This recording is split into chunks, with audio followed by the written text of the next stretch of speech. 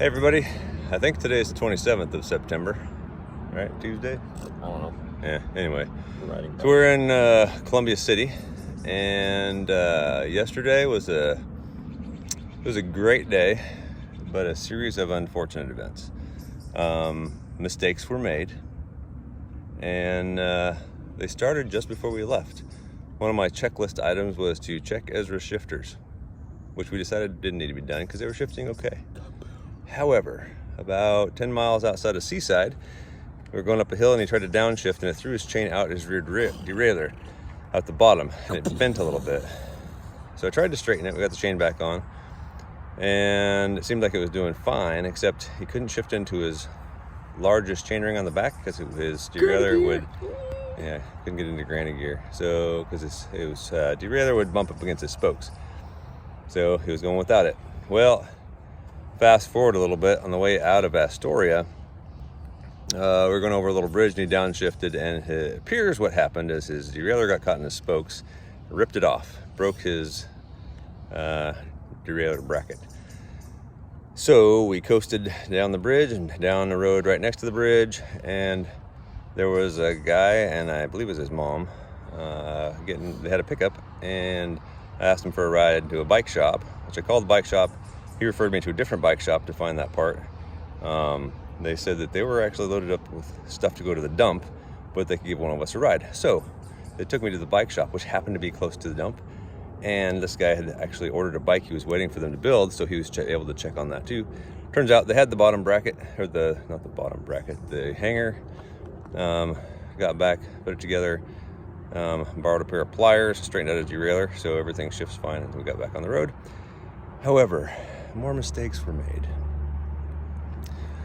We have these great maps from the Adventure Cycling Association, and they try to route you on roads with large shoulders, and there were places where the route deviated from Highway 30. Because we got delayed and didn't start our last 40-ish miles until 4 o'clock, or it was 45 miles. Decided to cut off one of the loops off of the road. Well, it turns out there was a nice climb with a narrow shoulder on Highway 30. Not recommended. And then we made it to, Westport, where we stopped and got a couple of snacks, and we only had like 22 miles to go, so we decided to go ahead and push it. And there was another turn that we should have taken. It would have taken us off of the highway for the long climb after dark. Fun fact, we missed it. Yeah, we missed that one. But the upshot was we cut off several miles. So total for the day was down 7 miles from what we expected. Things were a little dicey after dark. We had our lights on and our reflective gear, so we were safe.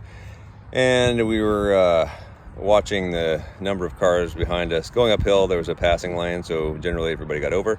Except one time there was a semi that was getting passed by a truck, so he gave as much room as we could, but we were going past a guardrail. It was a little closer than comfortable. Long story longer, we made it by about 8.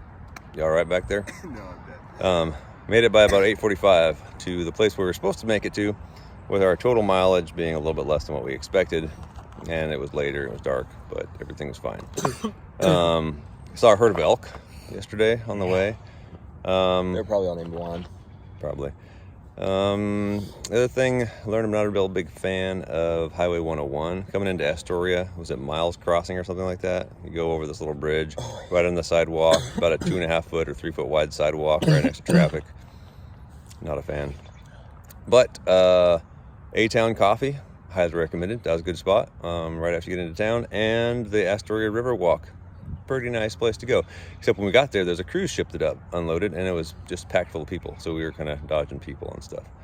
Yeah, and then the bridges there, if you're riding a bike, don't take a road bike because you won't be able to make it across the bridges because there's gaps like this big and your tires will just sink. Yeah. Let's see what else from yesterday. I think that's most of it. A lot of pedaling. Total 70 miles or so, 69, 70 miles. So if all goes well today, we've gone 20 today. Plan was to go 70 to get into Troutdale. We're just a little ways from St. Helens right now, just up here. We're on this really cool bike path off of Highway 30 in Columbia City.